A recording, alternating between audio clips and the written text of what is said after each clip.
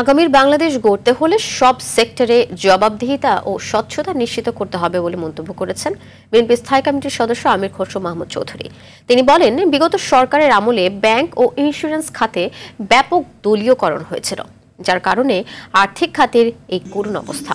দুপুরে কাকরাইলের আইডিইবি ভবনে popular life insurance কোম্পানির 25 বছর পূর্তি উপলক্ষে আয়োজিত আলোচনা সভায় তিনি এসব কথা বলেন।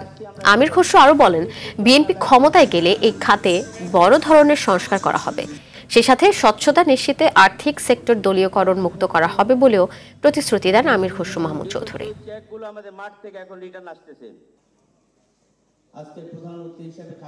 রেগুলেটরি বডিগুলোকে শক্তিশালী করতে হবে, নিরপেক্ষ করতে হবে, দলীয় কর্মকাণ্ডের দলীয়করণ থেকে বাইরে রাখতে হবে, প্রফেশনালি চালাতে হবে।